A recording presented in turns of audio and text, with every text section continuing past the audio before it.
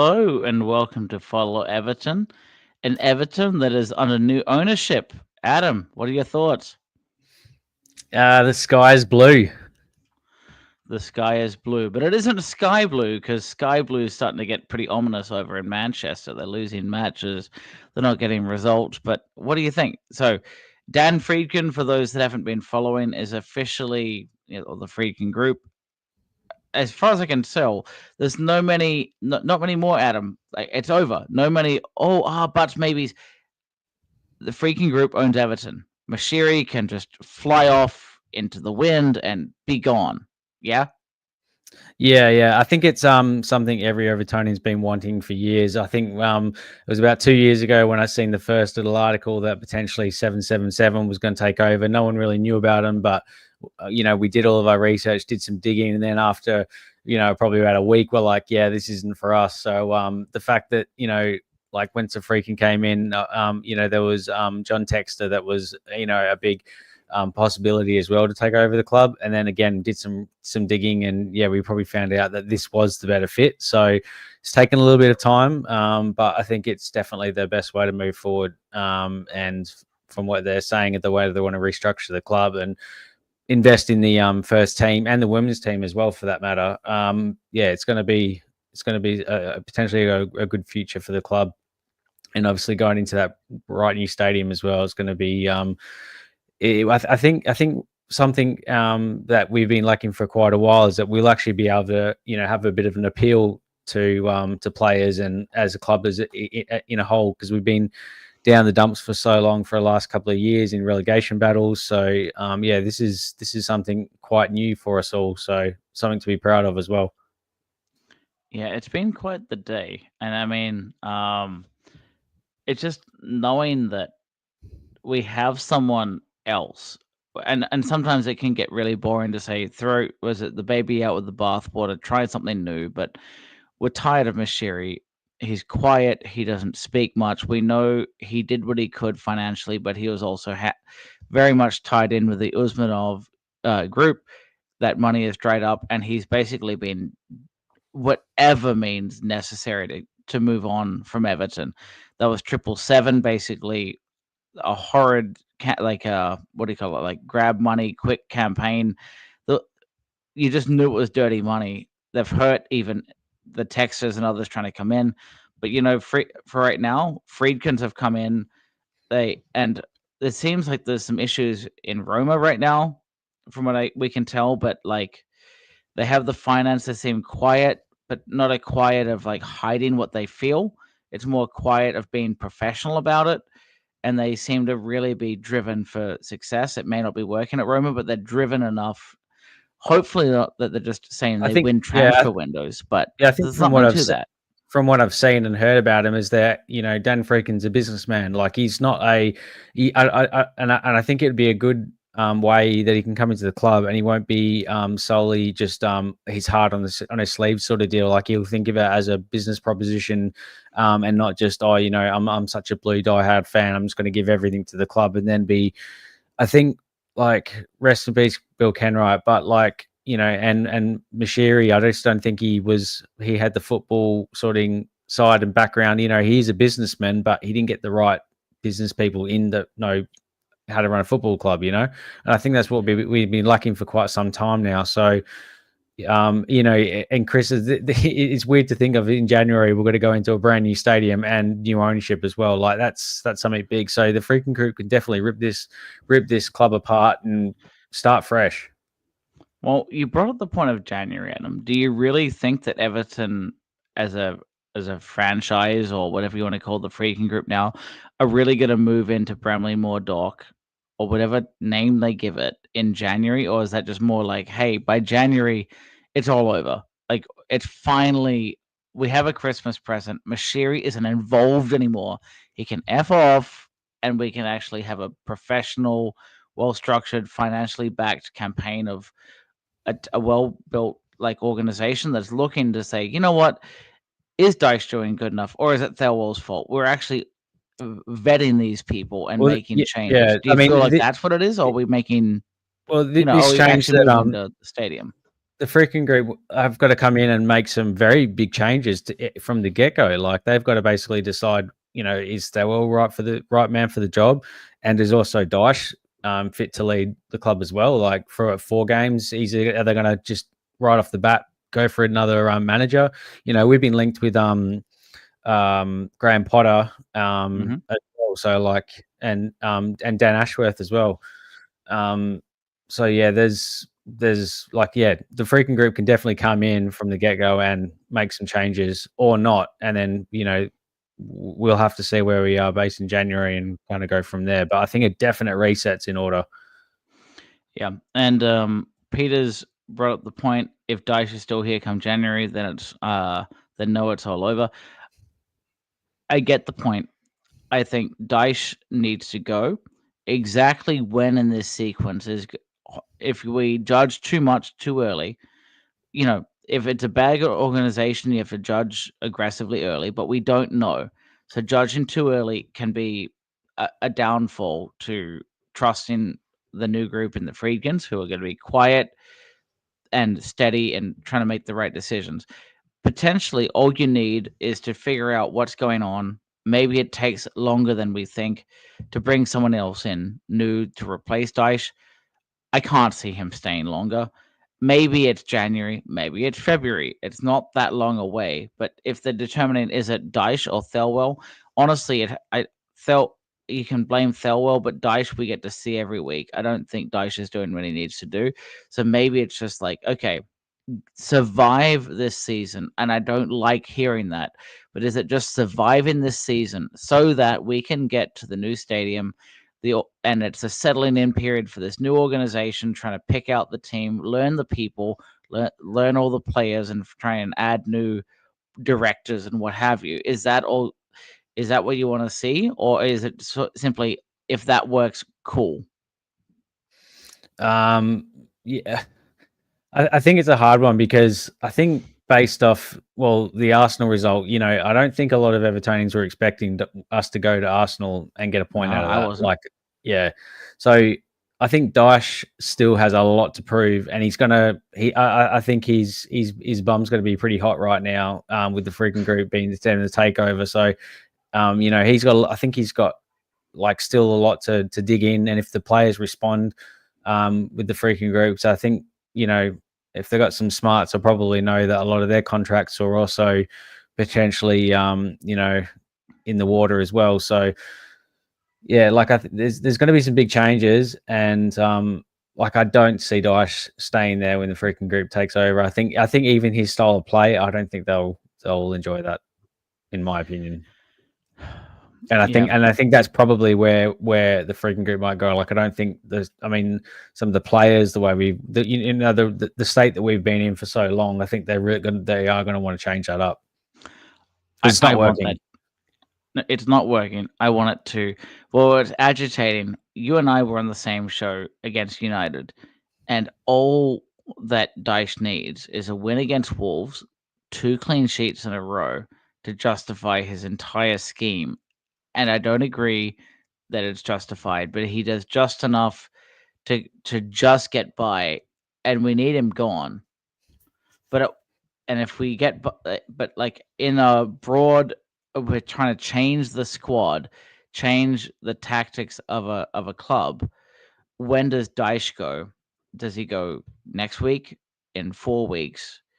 Sooner the better, but you better have a replacement in mind, because we're another relegation didn't the Friedkins at Roma, didn't they sack 3 or 4 managers in one season? Like that's kind of tells you something right there.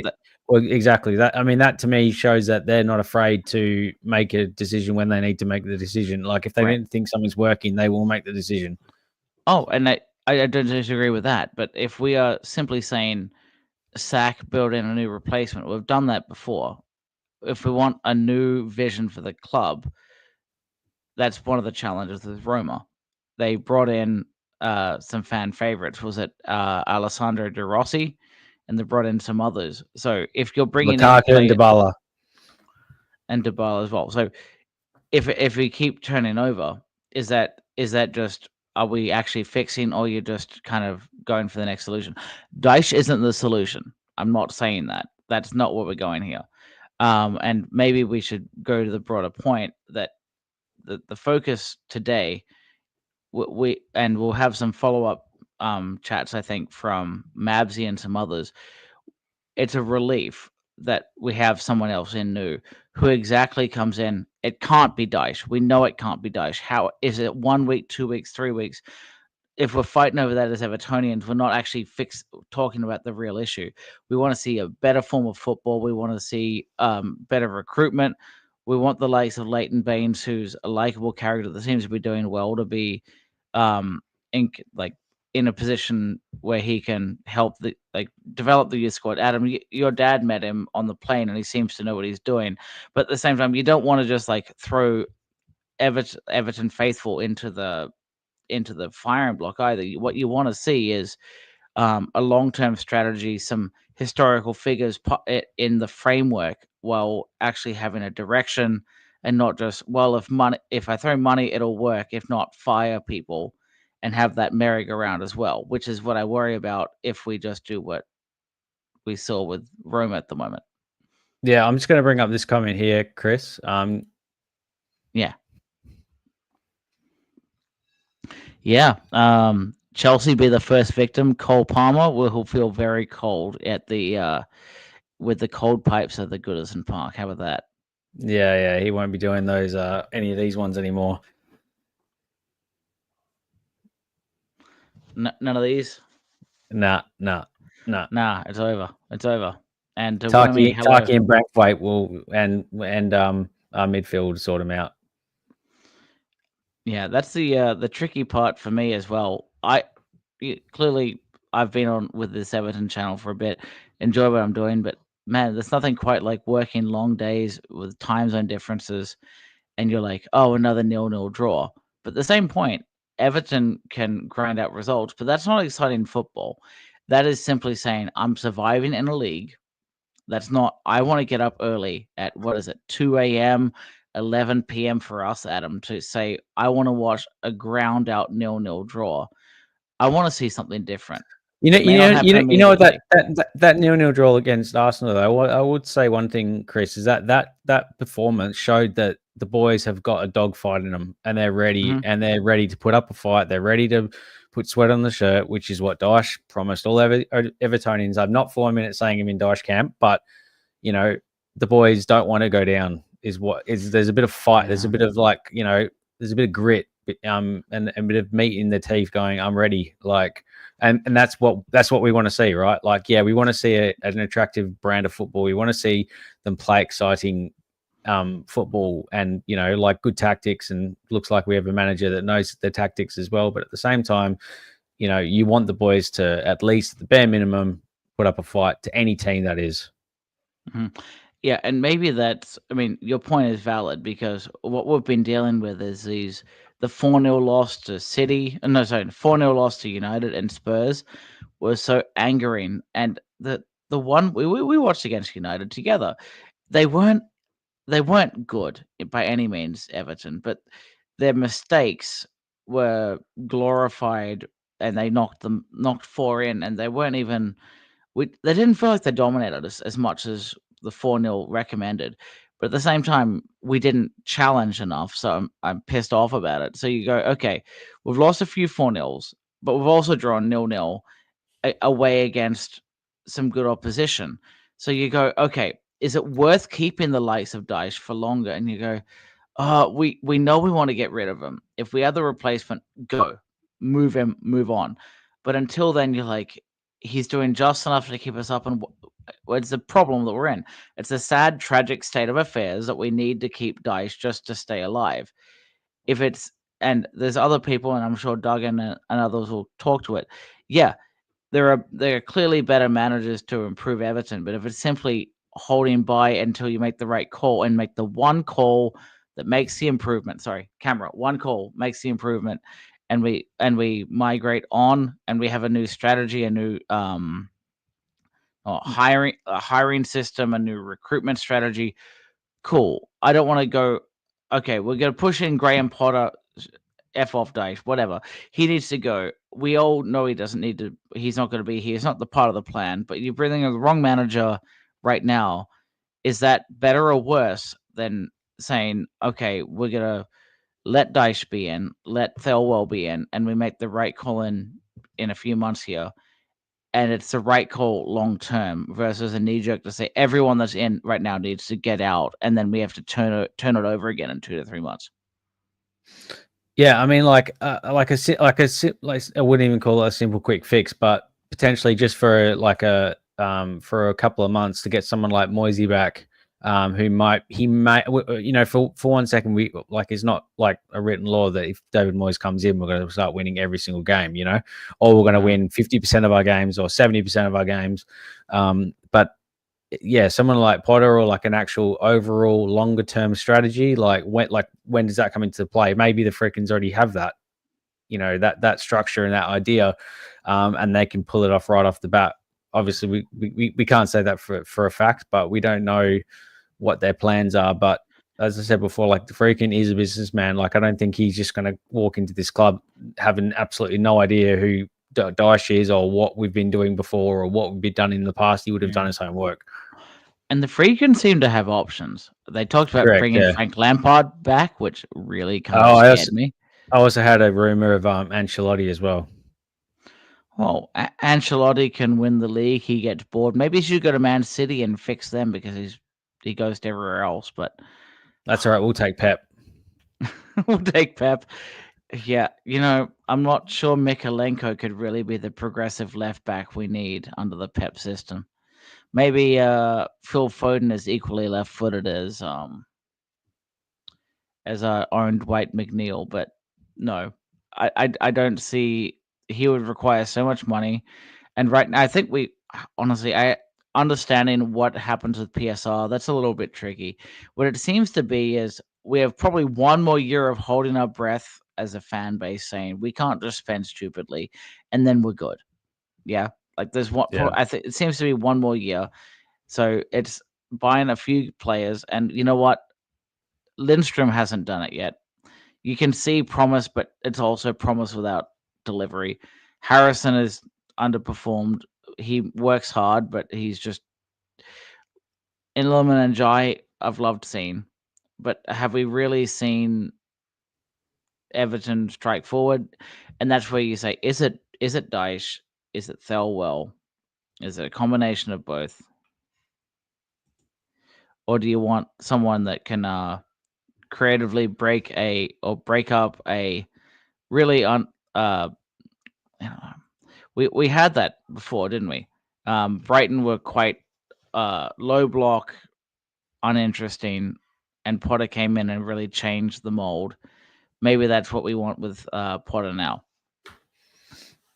Yeah, I mean, I think every football fan can agree that Brighton have an attractive way that they play, and Potter did great things with Dan Ashworth, and also like the recruitment side of the club as well. Chris, they brought in some absolutely gems for not that very much money, and then basically big clubs came in, Chelsea and the likes, and took them under their wings, and they basically, they weren't for any minute like bad players, but yeah, like they got a decent coin for something that they've brought out of the woodworks and out of the shadows and basically put into the limelight of the Premier League.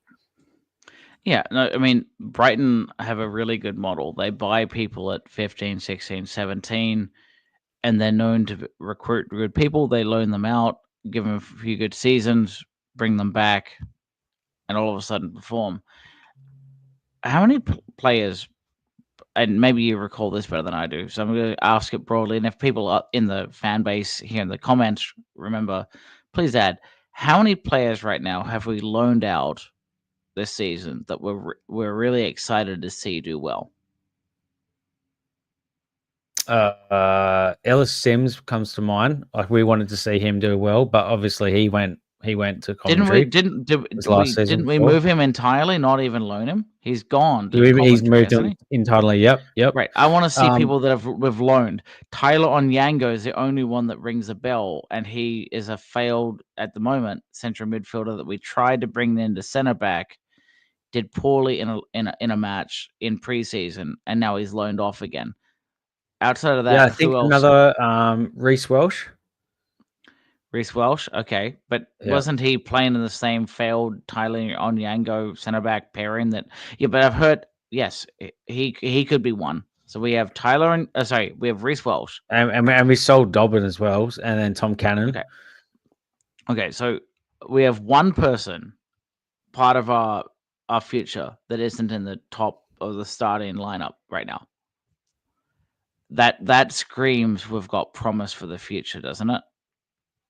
Yeah, I think the 21s and the 18s still have some gems in there that are ready to be unleashed in the Dyche way, but I don't think that's going to happen. It's going to be in the new manager, I would say.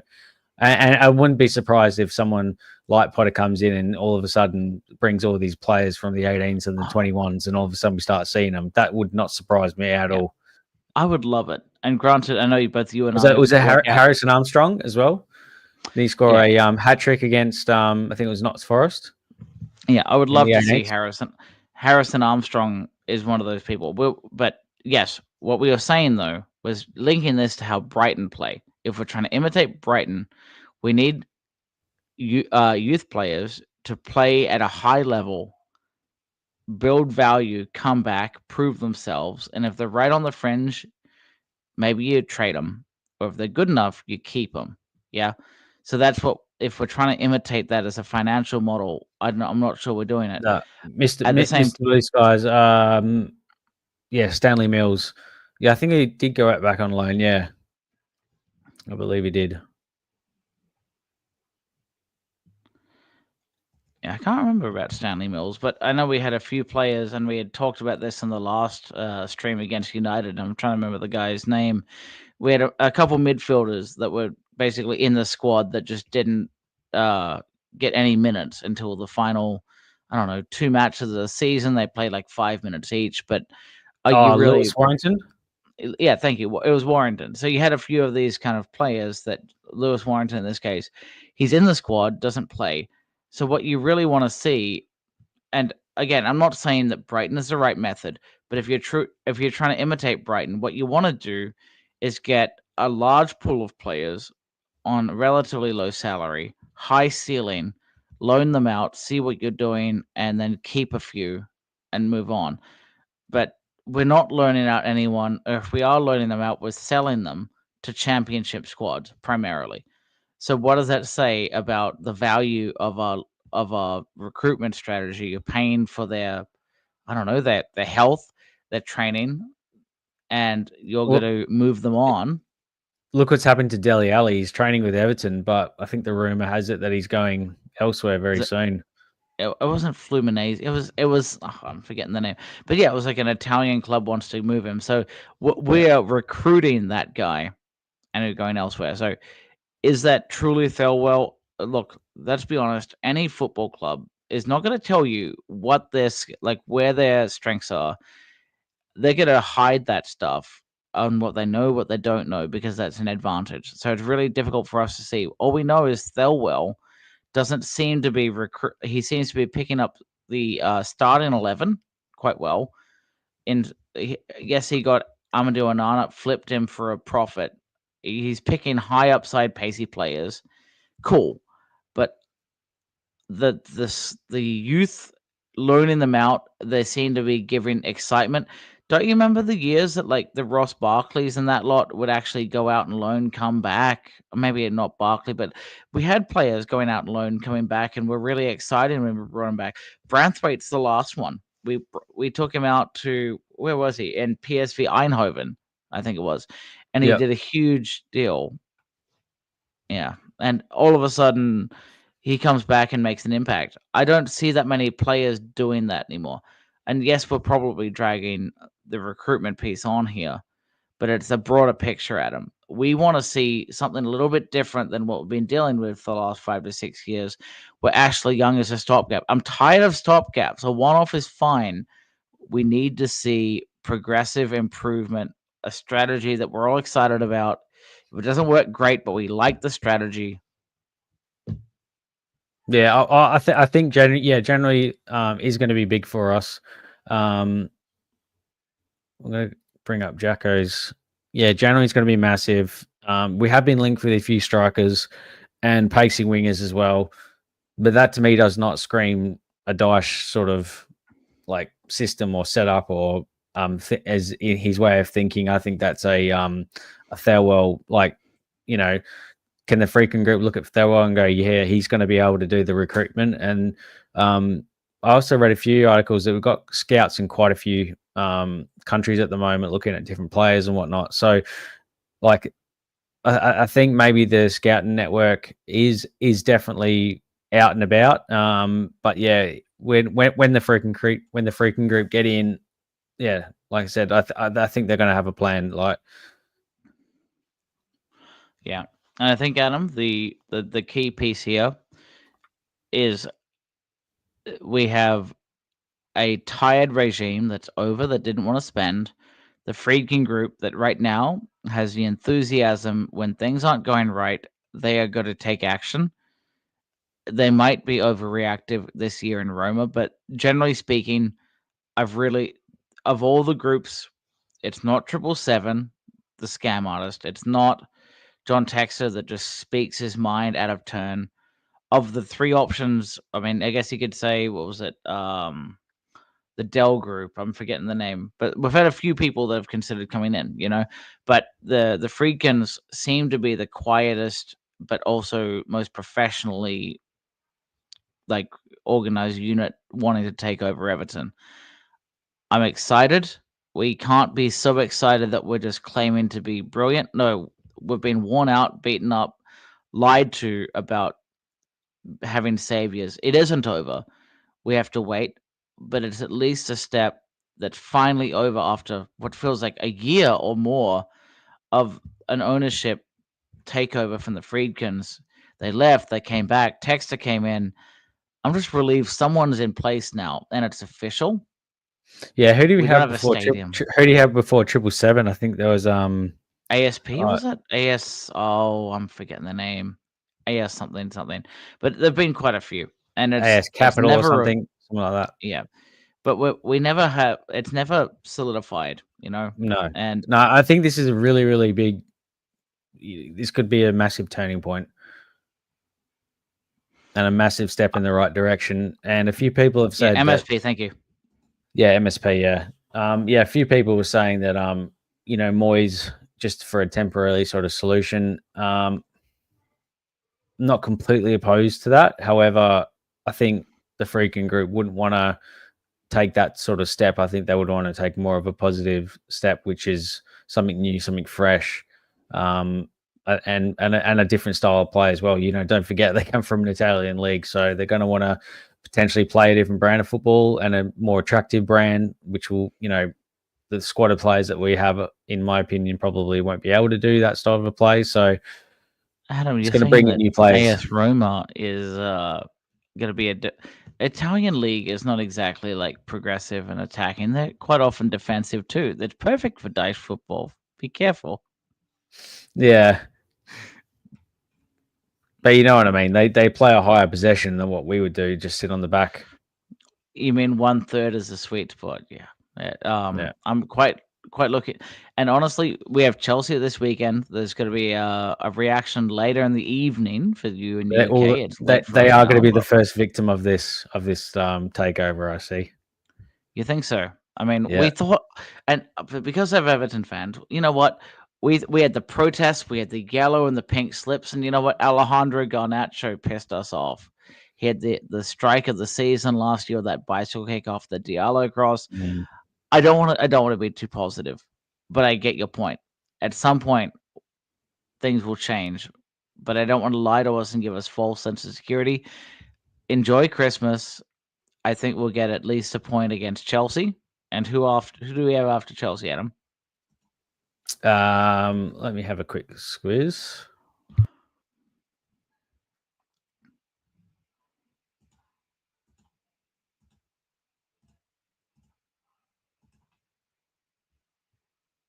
Maybe Man City? Oh, are you ready for this one? Yeah. Yeah, Man City Boxing Day. So I think you'll be on site. I'll be on site. You know what's going to Oh happen, no, though? no, I'll be home, so I can do. We can talk. We can talk. We And can then talk. after I'll that, be. we got Nottingham Forest, which I think will be a quite an exciting game, that one. Yeah, And then Dyche, Bournemouth. So Dyche has a number on a couple clubs, and that's one of them. But what I think is going to happen, we're going to get maybe a point against Chelsea, but anything more than that is smoking a pipe dream because and Chelsea have finally seemed to get it together this season. 3 points. You know? 3 points against Man City. 3 points against Man City. They can't hold lead anymore. No. And then we got Nottingham Forest, which I think will get 3 points. Dyche always seems to do a number on them. You sound like Chad now. It's amazing. You're so positive. Hey, yeah, Friedkin Group, mate. Let's go. TFG, baby. It's not Let's go. Oviedo, baby, anymore. It's TFG. Yeah. But yeah, it's probably time for us. It's a quick reaction. I'm excited, but to say that I'm over the moon, that would be foolish. We need to be patient, wait. It's the next step in the right direction, but it's a slow, chronic response to cancer, and Everton are working their way out. Yeah. Well said. All right, up the toffees. Up the toffees.